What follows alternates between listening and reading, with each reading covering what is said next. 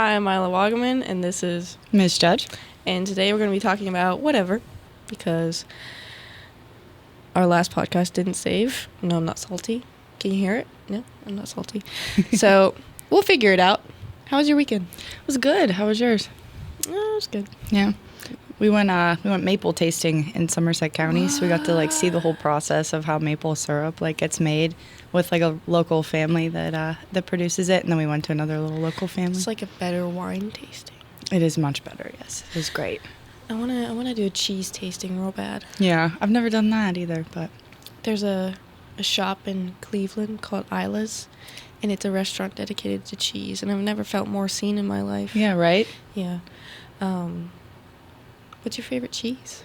Ooh, I like feta a lot. Really? I'm a big salty person. I like salt over sweet. So feta is probably my favorite cheese. Yeah. My family did it once. It's like an Italian thing where you put watermelon, mint, and feta in a bowl. It's delicious. It's so good. It's very good. I love a good smoked cheese, like a good smoked Gouda. Mm-hmm. That's just like a basic one. Trying to think. At Whole Foods, there's this little bin of the extra cheese shavings. Okay. That they couldn't really sell, so they put it into this mystery bin, and they sell them for like $1 each. Okay. I don't think I've been happier in my life than looking through that section. That's fair. It's You're the so beautiful. Extra cheese type of girl at Olive Garden, right? Yeah. Yep. I wish I had their cheese graters. I mean, I'm sure we could find them for you somewhere. Oh, yeah. I bought a tiny cheese grater. Did you? Yeah, a lot of endorphins. Yeah. We love it. What's my favorite cheese? I don't know. I want to try all the cheeses. Have you ever tried making cheese? I don't trust myself. I see my fiance made homemade mozzarella last year. What? It took forever, but it was so fun. Yeah? Yeah, it was really good too. It was a very long process for four little, bowls of mozzarella cheese. But my brother and his wife, girlfriend, they're into making pasta. Okay. They love cooking. My Yeah. brother's a crazy cook. Yeah. Yesterday, during the snow day, I felt a little crazy, and I decided to cook chicken. Okay. Like raw. I touched raw chicken, and that's... Yeah, that's a lot. I didn't know you had to take something out of tenders. Mm-hmm. I started crying. It was so horrible. I could imagine. It was horrific. It felt so unnatural. My, neck got hot. I was like... That's fair. Like, when they, put a needle in your arm, and you're like, oh, that's unnatural, and then your body, freaks out. I was looking at it, I was like, I can't do it. But I did it. I'm proud of you. Thanks. And you can do it again, too. Oh. No, if I don't ever have to do that again, I'm okay with that. That's fair. It made me realize that maybe ovarian cancer from overly processed food isn't that bad, because why would I ever do that again? It's so horrific. I hated it. I made Cajun chicken pasta. Okay. It was good. All right. Yeah, it's my lunch today. I'm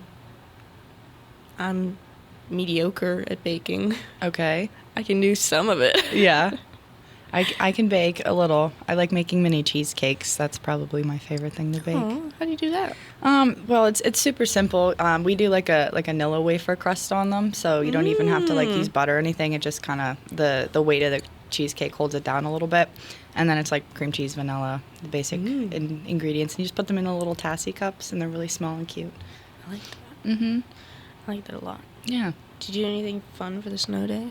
I worked yesterday. I was grading papers and posting assignments and all that, so not super fun. I did get to listen to my audiobook instead of reading my actual book while I was working, so I still got to stay on track with my books. Are you? I know you probably like a physical book more, but what do you think of the audiobook? So what I have been doing is, since I've been working a lot and grading and making assignments and all that, like yesterday, I haven't had a lot of time to sit there and physically stare at the book. So what I've been doing is going back and forth. So if I'm driving or working on something, I'll listen to the audiobook and then I'll pick back up where I left off in the physical book and kind of play off of it. That way I'm not just doing one or the other. I do prefer to read it if I have the time, but Yeah. I'm so invested in the story, I need to know what happens. So I was like, you know what, if I'm busy, I'm going to listen to it while I work or while I Right. drive. Are you a Kindle person? I have a Kindle. I used it for a little while when I had the free Kindle Unlimited, but the whole like swiping to flip the page just felt kind of unnatural to me, so Yeah. wasn't a huge fan of that. Do you have the Paperwhite? I do, yes. I like the Paperwhite. I don't mind it as much as the other ones, but it wasn't as good as an actual book. Are you a book collector, or you like read it once and then I'll donate it? Like, what do you feel? It depends on the book for me. If I really love a book, like I'm not going to part with it. I'm going to keep it and never let anyone else touch it, but then get someone else a copy of it type. Or I'll let them borrow it and make sure I get it back type of deal. Yeah. But it depends. If I didn't enjoy a book, I'll pass it off and be like, hey, like maybe this is something you'd be interested in. Feel free to pass it along. So it depends on how much I get emotionally attached to a book, I think. Do you have a book that you just want everyone to read? That's a good question. I feel like everyone should read. We talked about Night in the last interview. I Yeah. feel like everyone should read that. From a non-English teacher's perspective. From a non-English teacher perspective, like just a fun story that I really enjoy. Or a story that touched you that you feel like everyone needs to interact with. Huh. Mine is The Little Prince. I think everyone should read it. Yes, you just brought that to me. I haven't had time to take a look at that yet. I love it. Yeah, I'll have to make that my next read, actually. I don't know. I feel like there's a lot of books that kind of speak to individuals. It depends on what you guys are into and what's going to, be relative to your situation at the current time. The Kite Runner's a really good one that stuck with me. You can't just drop that on me. Oh my God. We won't get as in-depth this time on the Kite Runner today because we got a little heavier last time with that. But that's something I think everyone should take the time to read. I don't know, anything sort of light and fun. I fell in love with reading when I was a kid, reading the Goosebumps series and the Nancy Drew series. So I think I have a Nancy Drew book. I have the whole collection. So you want to borrow one, you let me know. I have the one with an alligator on it. Okay. Yeah. I don't 'Cause remember. my which one it sister, is. she moved to Florida, and she was like, "This is something you'd like." I never read it, but it's okay. I recommend it. It's. I mean, Nancy Drew's cool. yeah, coming from what I was probably in like second or third grade when I started reading them. So I mean, it I can't promise that the copies I have don't have my name written in the front and like little notes all through, little drawings and things. But I like it. I like it when a book's worn in. I'm not really like the pristine collector. yeah, I have to abuse it a bit. yeah, well loved, right? Yeah. Do you snap the backs of the books? It depends. Not like originally. If it happens naturally, it happens. But I usually try to keep it as nice as possible. If it's paperback, that way it'll stay nice for a while. But I bend the pages. I do everything. That's Put okay, little notes yeah. in it. It depends on how in depth you need to read the book. Do you have like nice little bookmarks, or do you just use?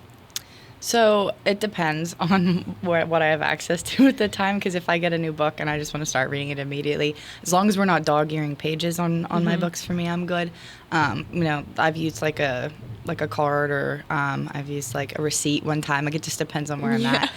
But I do have some nicer bookmarks. What I have been really into lately, from an English teacher perspective for you, whenever we read books as a class, I like these little magnetic bookmarks that just clip to the page, and then you can just move them, and I have like the class periods listed on them. So that's been my favorite bookmark. If I have a book that I want to keep pristine, I put my good bookmarks in there. Mm-hmm. But I want to like frame a picture of everything I've used as a bookmark. Like I have receipts, I have dollars, perfume samples. Okay. Let's see. A recent one was a lime packet, like True Lime. Okay. Like a seasoning packet. That's a good one. Yeah, Never thought of that. Just kind of grab anything. I'm Yeah. not a neat person by any means. That's okay. I feel like you would like junk journaling. Have you ever seen those? They stress me out. Yeah. Okay. I get stressed out. I haven't done it, but my friends are into that. So. I think collage art is cool. Mm-hmm. I'll watch you do it, but I mean I do collage art with like magazine and everything. It'd be cool to like pile different things on it. But Yeah. journals are so full of commitment. Yeah. If you have like a nice journal, like the one I got you, I have one. Yes. I haven't written it. That's okay. It's gilded. Why would I touch it? I have very specific plans for that. So I'm in a bunch of weddings this year, and I have to write my maid of honor speech for my sister's wedding, and so that is the notebook I will be using for that. Stop. Are your eyes sweating? My eyes are sweating. But yeah, that's the plan. I have a bunch of notebooks that I have specifically, like, I won't touch this until I feel like something's good enough to write in it. So I totally get that. Yeah. Growing up in a big family, being chosen for things like maid of honor is kind of like you're in the 2K NBA running. I don't know. You're kind of like That's you're fair. all laid out and you don't know which one's going to get picked. It's Yeah. kind of funny. Only my sister Emma has gotten married, so I was too young for that one. Yeah. You know, So you have but- lots of choices left. You're good. Yeah, hopefully. Although my sister said that she wanted me to wear sneakers, and I said, I'm not doing Okay. that. Not doing that. Interesting. No. I'll wear heels. That's okay. Yeah. I'm not a big fan of Jordans. I don't like Jordans. Okay. Are there any wedding trends that you just absolutely hate? I don't know if there's any that I absolutely hate. I don't really know what. Well, That's what I hate. okay. Not sure. I think that it's it's for the couple themselves. So whatever they're into is fine, and I'm not there to judge. I'm just there to support them. Right. And I'm a good person too, right? Yeah. What did we talk about on the last podcast? I forget. We talked entirely. about books, springtime, how we're feeling about spring a little bit. Yeah. Then we kind of got off on some Do we tangents. care about Easter still? If we're not religious? I don't know if we talked about whether people still like dye eggs and stuff. I think. Yeah. I think that whether you're religious or not, Easter's like a fun time of like rebirth, anyways. Like the spring starting, the birds are chirping again, the flowers are growing, so it's kind of a fun it's great. end to winter at the very least. To snow again? Yeah, and our fun surprise snow day yesterday when it was 60 degrees at noon, and then we got a couple inches of snow a few hours later. Get me started. I remember growing up with someone who was not. I mean, my family was very religious before I really grew up. Mm-hmm. I remember going over to my grandma's and we were like looking for Easter eggs. I was like, okay, this is already weird. Easter from a non-religious perspective is so strange. What do you mean after 3 guys, the guy's back? What are you talking about? And then I found a piece of bread in a tiny plastic egg and they're like, this is Christ. I was like, what are you on? What's going on? I was so confused. It's a lot if you don't understand the It's a lot for biblical a 6-year-old. connections. Definitely a lot for a 6-year-old. Yes. I was like, man, I just want candy. I don't know what's happening. I don't want to eat the eggs. Yeah. Like the hard-boiled eggs. See, I don't mind hard-boiled eggs. I like a Not good, like a into it. deviled egg. Those are good. How Pickled eggs and Caucasian. beets, like those. I like beets. Yeah. I love beets. I was a beets kid. Yeah. Also, I had low iron, so I was definitely a beets kid. You had to be. Yeah. I still have low iron, so I'm still a beets kid. I Hey. love beets. Is there any foods you just absolutely despise? I don't like onions. There's a couple of reasons for that. So, growing up, my mom didn't really use onions or pep. My mom's allergic to, green peppers and stuff, so we never had peppers or onions in, a lot of our food growing up. Gosh, what's her problem? Well, she was allergic to them, so we Yeah. didn't eat them. Okay. But since then, in 2020, I got COVID and I didn't have I just didn't have a taste or smell for 3 years. But the only thing that I could taste were onions, and they tasted do you ever go to a gas station and someone's pumping diesel and you know what that smells like? Yeah. That's what the onions tasted like. So still to this day, anytime I eat something with onions in it, that's what it tastes like to me. So that is the only thing that I absolutely cannot stand. It's not funny. It is. It's fine. How tragic. It is, yeah. So no onions for me. I've never tried an olive, but I'm afraid I'll like them, and then that's just a whole personality change for me that needs to happen. Yeah. I don't mind olives. They're all right. I'm not going to pick them, but, if I have Are there to. different kinds? I need to brush up on my olive knowledge. There are different kinds of olives, yes. I'm trying to think of foods I just absolutely despise. Not a big fan of lima beans, I guess. I don't like beans. I don't mind, green beans and stuff. I like chickpeas. Chickpeas but are they're fine. cooler beans. They're outside of the family. Yes, a little bit. They're more entertaining. I like them more. I gotta think on this. We'll have to come up with a list of. I don't like stuffing. Really? Stuffing can get out of my face. I don't care for it. I don't care for the entire turkey dinner. Okay. I'm not turkey dinner's not my favorite, but I do like the stuffing. That is probably the highlight of the Thanksgiving dinner for me. I don't like you anymore. I figured by the end of this we might have some different feelings. We're enemies now. I don't like stuffing. Stuffing is awful. It's just butter and bread, which usually It's a good time. Yeah. Do you ever hear those like people who travel and backpack through Spain for like half a year every day? They just try a new soup. No. They like only eat soup. No, but I love soup, so that sounds so fun. I would eat a new soup every day. I would be down for that, absolutely. That's okay with me. Yeah. I love zuppa. Yes. I cried one time because they came home and there was zuppa. You made some last year and you brought me it for that art the event. year before. Yeah. It was really good, too. I love zuppa. I love zuppa. I'm so excited for zuppa. I think that's like my purpose in life is just to be excited for more zuppa. I love that. Yeah. And I'm content with that. That's okay. Yeah. Works See, for me. I don't think every conversation we have ends in, death and despair. No. Which is good. But often it does. It does. We get into, like, philosophical conversations about, like, literature and art and life and, Ageism. ageism. We did touch on ageism, which is a really fun topic. It is, yes. Little, what's that called? When it's like death-like? Macabre. A little Oh, bit. I like that word, Yeah, macabre. yeah. Did we use that in the We last did, one? yes. Yeah, I like that word. I like that word. Yeah. Mm. But Is it too heavy for in the morning? I don't know. it might be. Mm. We'll touch on this a different time. Okay. Ageism and... What did we... talked about death, ageism...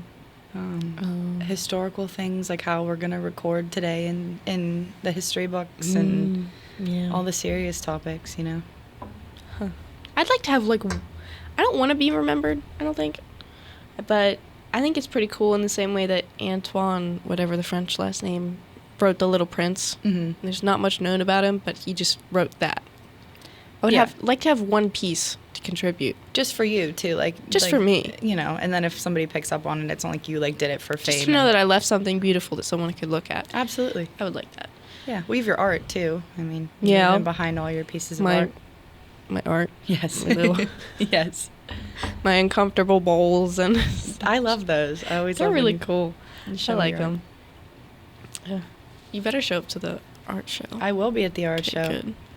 We have a date for that, May Second. 2nd. I'm still iffy on the time, but I'll let you know. That's okay. I'm preparing for my trip next Thursday. Yeah. My flight's at 8 p.m. 8 p.m. 8 p.m. Mm. It's not a fun flight time.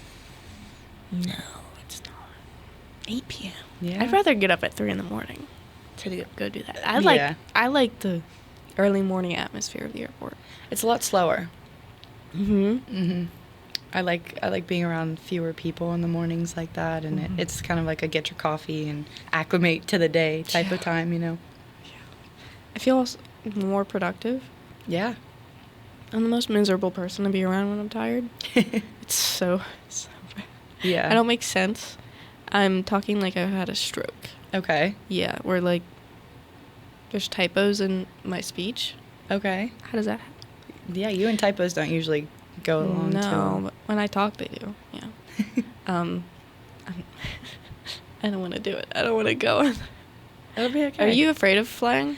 I've only flown once. We went to visit a friend in Fort Worth, Texas not the most recent summer, but 2 Texas. summers ago. And that was the first time I'd ever flown. So I've only flown the one time. It was all right. I was really stressed because I had never gone through the process before. Yeah. And the concept of being in the air is a little scary, but once I went through it, it wasn't as bad as It's I not expected. scary at all to me. Yeah. I think it's because people freak out so much by the airport. Mhm. I don't take too many things. Not a lot of things are scary for me, but when people talk about things being scary, it becomes scary to me. Yeah. Like graduation. I don't care. The It's only thing not I'm really scary. going to miss is like my favorite teachers and being in the art room. Mhm. But it's only scary because so many people think it's scary. Right. I mean, it's a new experience, and I feel like new experience and change is always, something like a daunting sort of feeling. But it's not scary. You always find, some purpose in life, and it's fun. So you're talking about it like it's a serious thing. I'm a little It's scared not. now. It's not super serious. Like you live your life. You do what makes you happy, right? And you're not forced to be in one place every single day at the same time Yeah, that's until you get a comforting. job. So you have a little bit of time to, figure it out. You going to That's college? No. I No? think we've talked about this. Yeah. Yeah. That's a heavy okay. topic for 8 in the morning. It is also a heavy topic. I'd rather talk about death and despair. Gosh. That's great. Oh. I don't know what books I've read recently. I'm, like I said, reading that Fourth Wing series. I'm on the 3rd book. I'm like 80% of the way through. I read a lot yesterday, listened to a lot yesterday. You enjoying that? I am, yes. Yeah. I was, stressing over what book to pick next, but I think I'm going to read The Little Prince. So. Yeah. You should. I have too many options. I am not allowed to buy my own books. So now someone's buying books for me. So that's I ask around, see who has whatever book you're interested in, too. I'm happy to lend some books out always. I have to read Half His Age by Jeanette McCurdy. Okay. I didn't read I'm Glad My Mom Died, but I really wanted to. I did read that one. Was it good? Yeah, it was a lot more than I expected, but yeah, absolutely. She's heavy. She is, yes. Something you also don't want to read at 8 in the morning, but... Yeah, I was like, I'm going to read this at the airport, and I was like, maybe I won't. No, I'd maybe pick something a little lighter to read for you. I always read, like, really heavy books. I can't do really fluff. I like to read a fluffy book in between, like, my like, series, so... usually I'll find something either short or something really easy to get through that, like, the writing's not real intense. They're not the greatest author of all time, but it's, like, a story that I can use to like, kind of, like a palate cleanser type in between the heavier books. Yeah, my palate cleanser after Kite Runner was not talking to anyone for 2 weeks. That also works. Yeah. Just kind of took a break. Yeah. Books will change the way I think for, like, a few months. Yeah. Yeah, it's crazy. I'm so sensitive to that stuff. I think maybe my palate cleanser is, like, it's a short read. It's Aristotle and Dante. Mm-hmm. That one's nice. It's easy to fly through in a day. Yeah. So, yeah, The Little Prince was heavy. I like that one, though. All right. I'm excited to read it. Yeah, I'm Half His Age. I'm a little scared. I have not read that one. I watched her interview on Last Meals, my favorite. Yes. She's a very blunt writer. Yes. She does not care for flowery writing whatsoever. No. I'm kind of excited for it. Yeah. Because I thought that Alice Sebold, Mm-hmm. I thought maybe she was like that. But she did have a poetic kind of way about her. I don't think I've ever read anything that is so to the point and raw. I'm really excited for that. Yes. I'm a little scared, though. It's okay. She's cool. I think Jeanette McCurdy's cool. She is, yeah. Yeah. A good thing that came out of whatever the heck Nickelodeon was. Yes. We won't talk about that. Ooh. Yeah. I don't know if I can read on flights, because I took a book last time and nothing happened. Yeah. It was... Okay. It was boring. Yeah. I don't remember what I read when we flew. I did bring a book with me, but I don't remember what I was reading at the time. Did you read Monday's Not Coming? I did not, no. It is on my list. I have a growing TBR list that's probably what's the most stressful to me, is that every day I pretty much am adding another book that I need to read to this. And then, like, the books that I've had on the list for forever I won't get to before I get to, like this Little Prince book that you told me about, like, last week. I've pushed to the top of my list now. So, like, all the rest of my books are slowly, falling behind a little bit. I have so many books. My brothers recommend fantasy all the time, but I can't get into it. I want to, because they talk to me about it, and I'm like, wow, this is amazing. Yeah. But I can't do it. Yep. Maybe, what did you call it? The left wing? The right wing? The fourth wing. Okay. Yes, it's confusing. The first book is called The Fourth Wing, and then there's Iron Flame, and then I'm on Onyx Storm right now. But that's the first, like, fantasy series that I actually kind of really thoroughly wanted to read and enjoyed. Mm-hmm. I don't know if it was just because of, like, the situation. Like, I was snowed in. There was that really snowy, like, 1 week off of school we had because of all the weather. And I read the first book so fast. It was like 600 pages. I read it in like 3 days. And so it was, it was kind of fun to not really have to leave the house and do anything else. And I don't know if that's why I jumped in so hard, and now I'm so invested in these characters and need to know what's happening. Yeah. But, you trauma bonded with them. Maybe. From Snowmageddon. Gosh. I had a thought somewhere. I don't know. It's okay. It's 8 in the morning, guys. It is. What's it about? I think we touched it in the last podcast, but yeah. So the main character's name is Violet Sorrengail, and it's like her journey through Bezgaiath, which is like their war college where she's in the Riders Quadrant. So she bonds with a dragon, and like her and the dragon have this like telepathic bond, and then the dragons have magic, and each rider that bonds a dragon gets their own sort of like signet. It's what they call it. So it's like a power like she can wield. I don't know if I want to spoil it for you because you don't find out until halfway through the book. But, you know, it's pretty cool. All the characters most of them are dragon riders and have magical powers and stuff. So I want to read Mona's Eyes. Okay. I feel like it's going to change my life. Yeah. Do you know what it's about? No. It's about a little Italian girl that she has, I think it's in the 1800s. She has a condition where she's losing her sight. Okay. And so her grandfather is taking her to all the art museums in, like, the Europe space around her before she loses her sight. And she's, like, 12. Oh. It's, like, writing about that. I feel like it'll crush me. Yeah. I'm a little scared. Yeah, I could see that being a heavy book to read. But, hey, if it's good, send it my way. Yeah, I will. I shouldn't be given money because I'll just spend it all on books, and it's really bad. I mean, in my opinion, that's not a problem, right? Yeah. More people need to read. How do you feel about AI integrating itself into actual books? I find it really upsetting. Yeah, I do too. It takes away that humanity, you know, in writing and that like human experience. But you know, it's gonna happen whether we like it or not at this point. Which is another scary thing to talk about at 8 in the morning. But, you know, as long as people keep pushing back and people keep writing and sharing their thoughts and feelings and, you know, getting their stories out there, then I think that everything will be okay and we can rival the AI takeover.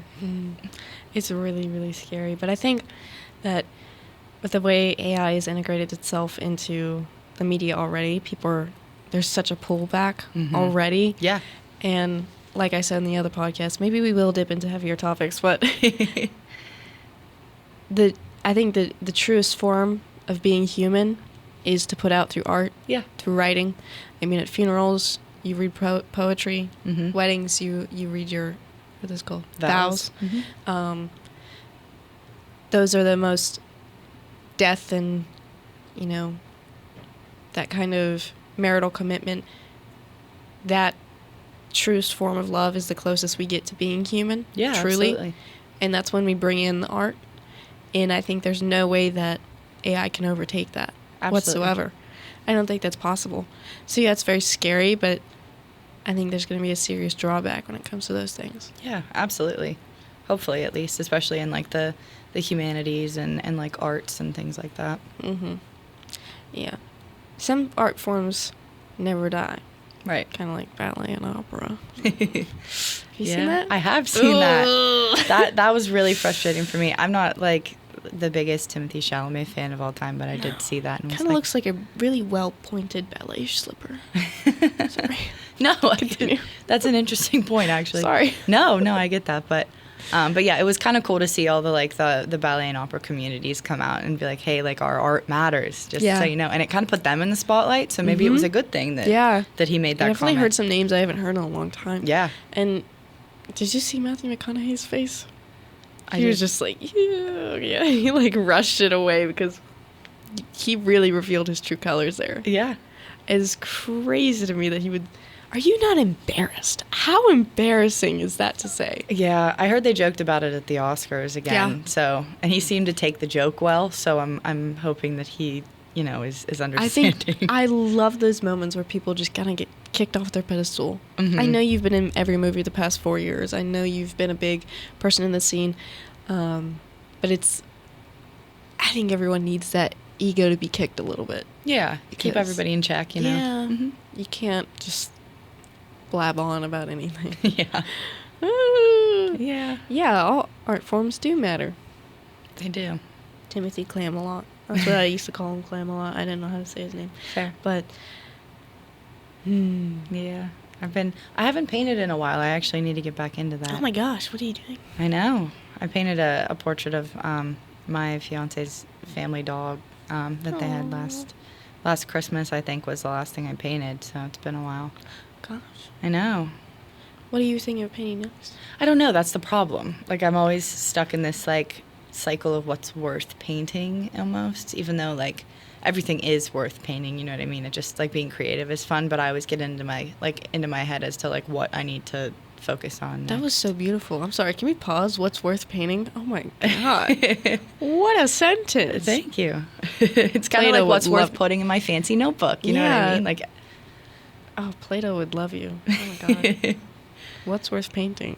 Oh, yeah. So heavy. Gosh. Yeah.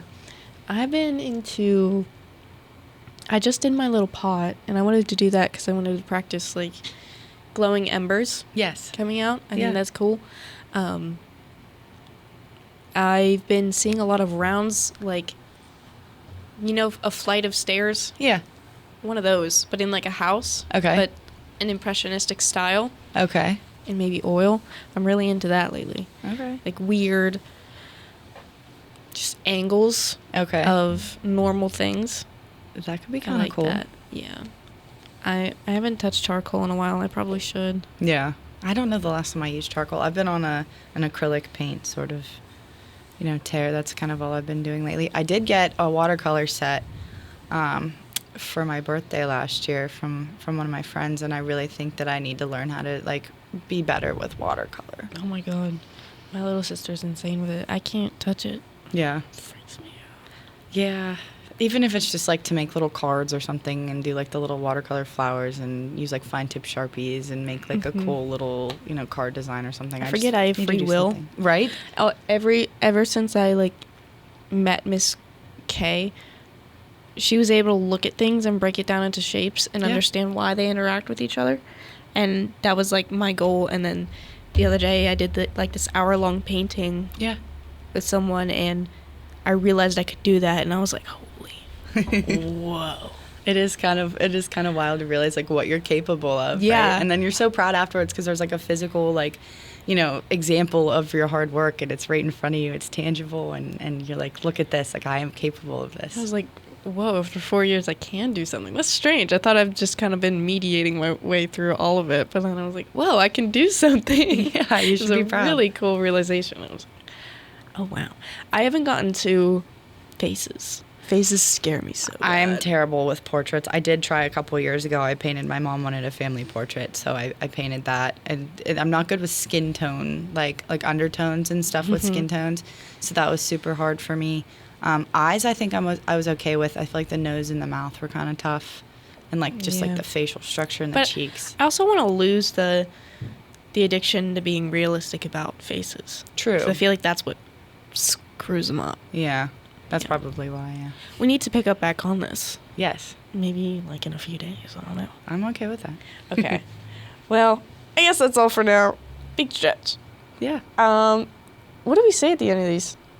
Thanks for listening. Oh, thanks for listening. Peace out, Girl Scout.